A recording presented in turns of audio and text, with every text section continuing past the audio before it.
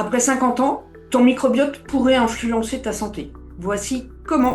Alors, tout d'abord, est-ce que tu sais que le corps humain abrite quelques 30 milliards de micro-organismes, des bactéries, des champignons, des virus, des microbes, etc., etc. Et nous allons voir ensemble les troubles qui pourraient être liés à un microbiote déséquilibré, et puis les conséquences possibles sur la santé, et puis surtout comment y remédier.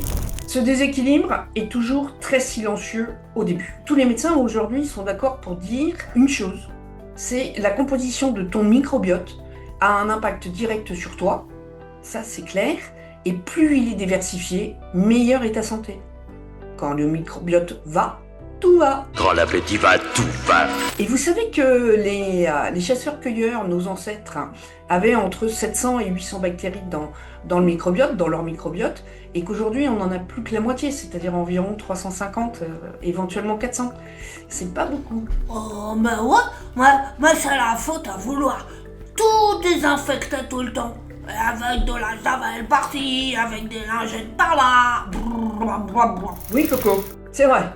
Et ainsi que l'évolution de l'alimentation, et puis des modes de culture, parce qu'avec les pesticides à gogo, tout cela conduit à une perte de biodiversité microbienne.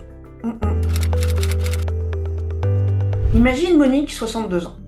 Tous les matins depuis un certain temps, quand elle se lève, elle se sent fatiguée. Son ventre fait glouglou, elle a des ballonnements, elle est constipée, parfois c'est la diarrhée, et puis il n'y a pas de raison précise à ce que ce soit constipation ou diarrhée, c'est comme ça. Et en plus, elle se sent irritable.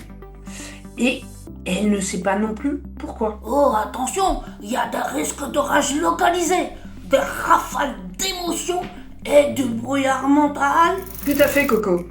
Et si une partie de cette histoire se jouait en fait dans les intestins? Le microbiote, c'est comme un jardin intérieur, avec des milliards de petites bactéries amies qui vivent dans ton intestin.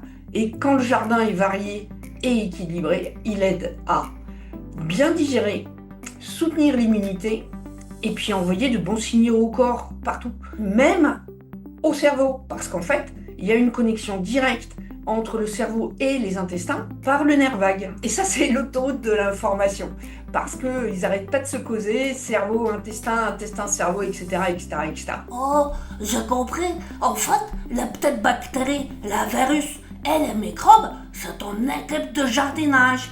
Et si tu les nourris mal, ah bah, ils se mettent en grève. Et quand ils font grève, ah bah, c'est toi qui payes.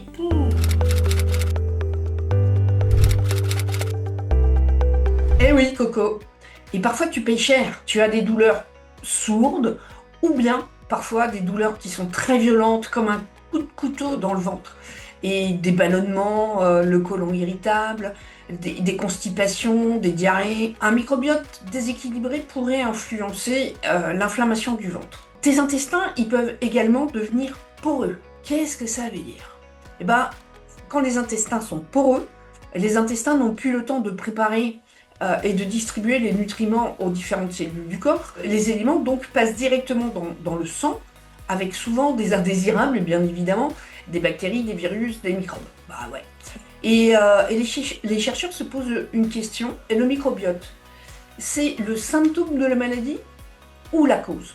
Eh bien, dans des études qui ont été réalisées, on constaterait qu'un problème de diversité de microbiote est systématiquement antérieur à l'apparition de la maladie. Oh, le ventre, c'est un peu comme un voisin. Quand il est content, elle ne fait pas de bruit. Et quand il ne l'est pas, ah, tout l'immeuble est au courant. Ah, ma tête. Tu savais que 95% de la sérotonine, c'est-à-dire l'hormone du bonheur que le corps produit, est produite dans les intestins? Et la recherche explore l'axe cerveau-intestin, et le microbiote pourrait influencer l'inflammation et le stress. Alors, chez certaines personnes, un déséquilibre pourrait être associé à moins de production de sérotonine, c'est-à-dire moins d'hormones du bonheur. Alors reste avec moi s'il te plaît, parce que des super bonus t'attendent à la fin, et puis notamment le test de la betterave rouge, pour savoir si ton intestin est poreux ou pas. Mets un pouce pour me soutenir, et puis abonne-toi à ma chaîne, Et puis tu cliques sur la cloche pour voir mes 2 prochaines vidéos. Ce sera pourquoi le microbiote se détériore et comment restaurer un microbiote au top. Solvay, t'as pas dire c'est quoi le signe d'une baisse de sérotonine? Les signes Coco, c'est une humeur maussade, de l'agressivité, de l'impulsivité, des actes pas très bien réfléchis, le renfermement sur soi, l'isolement, l'absence de plaisir, d'enthousiasme, de dynamisme, tout ce qui est saute d'humeur, passer du rire aux larmes, la dépression, la mélancolie, l'envie de rien. Le microbiote, c'est un levier possible d'explication, mais ça ne remplace pas un diagnostic médical, surtout si tu ne vas pas bien. Un troisième axe très intéressant, la mémoire et le déclin cognitif. La science explore des liens. Le microbiote pourrait influencer les inflammations dans le cerveau d'ailleurs, l'énergie et certains mécanismes du cerveau. Alors on n'est pas sur une cause unique, mais sur un terrain de recherche qui avance effectivement sur le sujet. Alors il a malgré tout été constaté que les gens qui avaient des maladies neurodégénératives, type Alzheimer, Parkinson, avaient un microbiote dégradé. C'est ce que confirme Science et Avenir dans un article sur internet de Nicolas Gutiérrez en 2023. La maladie de Parkinson serait causée par un dérèglement du microbiote intestinal. Faut pas t'inquiéter, hein, parce que parfois, si t'oublies pourquoi t'es entré dans la cuisine, rassure-toi, ça peut être tout simplement juste parce que c'est le frigo qui t'appelle. Écoute, si tu dois retenir une chose dans cette vidéo, retiens celle-là. Le microbiote pourrait être une pièce du pulse, mais ce n'est pas le pulse entier. Et d'ailleurs, le docteur Guillaume Font nous dit carrément, le microbiote diminue en quantité et en qualité à partir du milieu de la vie, c'est-à-dire vers 45-50 ans. Et il rajoute, c'est comme une voiture, pour qu'elle marche, tu dois l'entretenir. Plus tôt tu commences, et mieux tu te porteras, ça c'est clair. Tu sais quoi? Ton microbiote, c'est comme une jolie plante. Si tu l'arroses une fois tous les 6 mois, elle fait la tête. Si tu t'en occupes un petit peu plus souvent, il te le rend bien.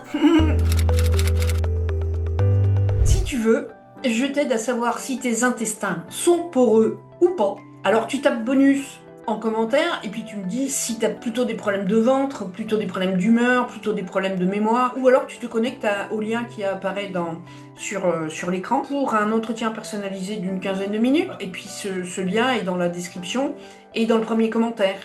Et avec Coco, je t'invite à t'inscrire à ma chaîne pour pouvoir voir la prochaine vidéo. Ce sera pourquoi ton microbiote peut se détériorer ou pas. Et puis avec Coco, on te dit à la prochaine, à très vite et prends surtout bien soin de toi.